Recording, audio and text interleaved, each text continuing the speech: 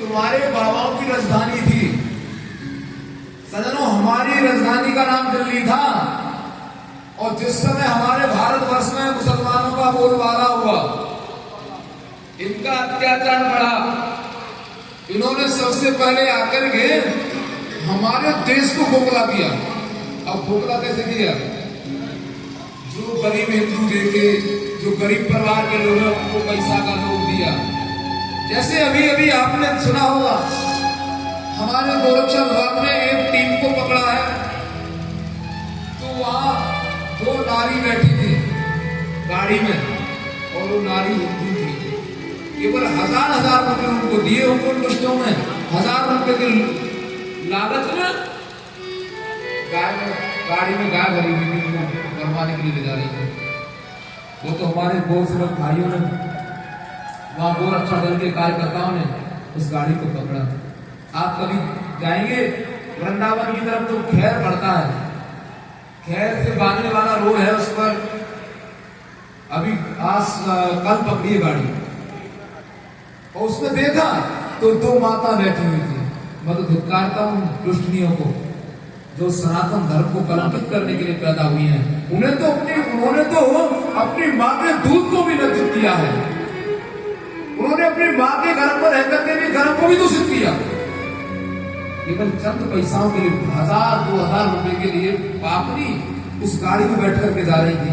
और उन कार्यकर्ताओं गोलियां खाते हैं बेचारे कार्यकर्ता। कभी देखो ना आपको, हमारे गोरक्षा विभाग वाले कार्यकर्ताओं को, गोरक्षा दल को देखो, संघर्ष होता है।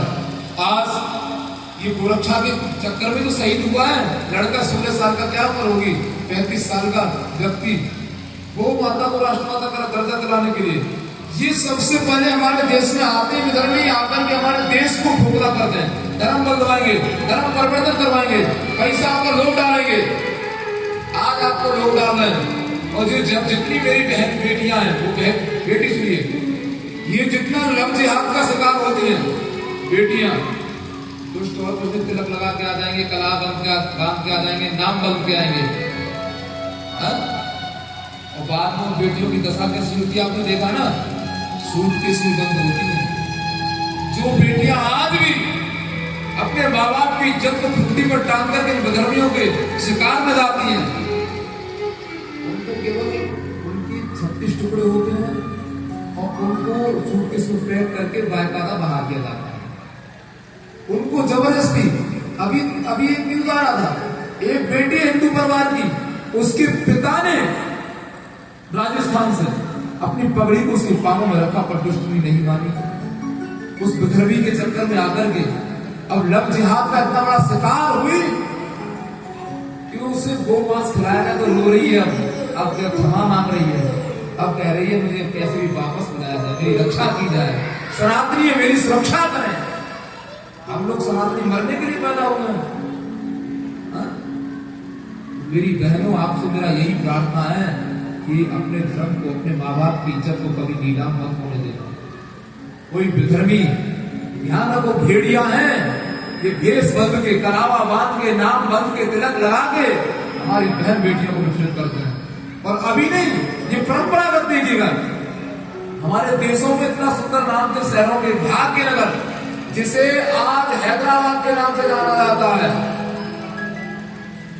कभी नगर को भाग्यनगर के नाम से जाना जाता था। एक दुष्ट आया सजनों, इसने अपने नाम से नाम रखा हैदराबाद।